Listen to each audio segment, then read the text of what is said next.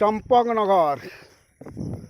এই চম্পকনগর গ্রাম, এইটি হচ্ছে পূর্ব বর্ধমান কসমা থানা চম্পকনগর।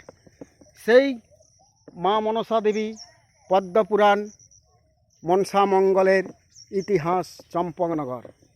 এই চম্পকনগর এখন সকালবেলা আবহাওয়া চম্পকনগর, সকালের আবহাওয়া চম্পকনগর, চারদিকে মাঠ ক্ষেত্র এবং এই দেখতে পাচ্ছেন এইটি সেই গাঙুর নদী।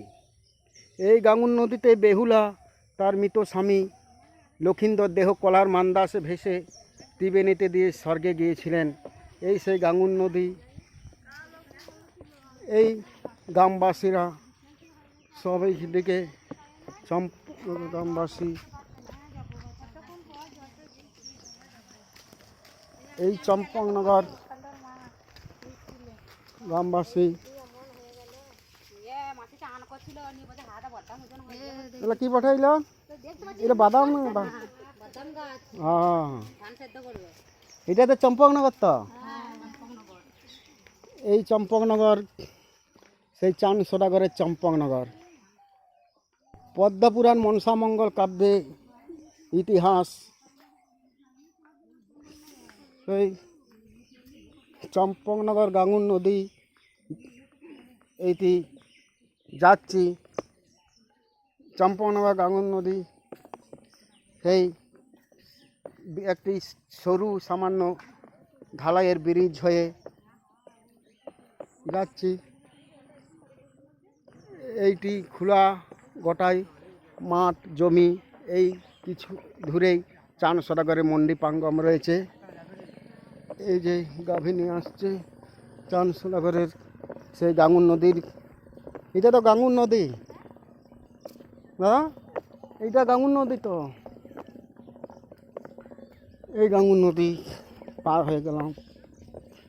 গাঙুর নদী পার হয়ে এই যে এই রাস্তা বরাবর, এই রাস্তাটা সোজা চলে যাচ্ছে কসবা বাস স্ট্যান্ড। এইখানের চম্পকনগরের বাস স্ট্যান্ড কসবা। এইখানে আছে যে মহাদেবের পূজিত আকন্দ বৃক্ষ। এই রাস্তাটা বরাবর যাচ্ছে কসমা, এই কসবা বাস স্ট্যান্ড যাচ্ছে।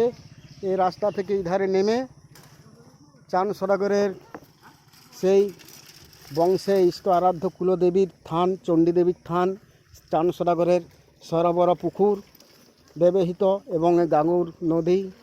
এবং এইখানে এই ধারে এই পাশে রয়েছে চান সদাগরের মন্দির পাঙ্গম, শিব মন্দির, যে শিব পূজা করতেন চান সদাগর, এবং মা মনসা দেবীর মন্দির।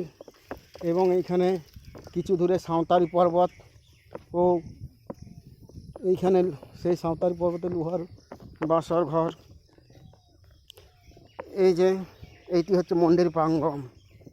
এইখানেই সব শিব মন্দির রয়েছে। এইখানে শিব মন্দির রয়েছে। এইখানে মা মনসা দেবীর মন্দিরটি কিছু দূরে। এইখানে দেখতে পাচ্ছি এই মন্দির প্রাঙ্গণ। এইটি হচ্ছে চান সদাগরের মন্দির প্রাঙ্গণ। সেই কিছু দূরে রয়েছে সাঁওতারি পর্বত।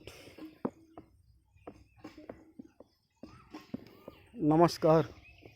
এই ভিডিওটি সাবস্ক্রাইব করবেন, লাইক করবেন এবং উপরকে দেখা শেয়ার করুন এবং কমেন্ট বাক্সতে দেখুন।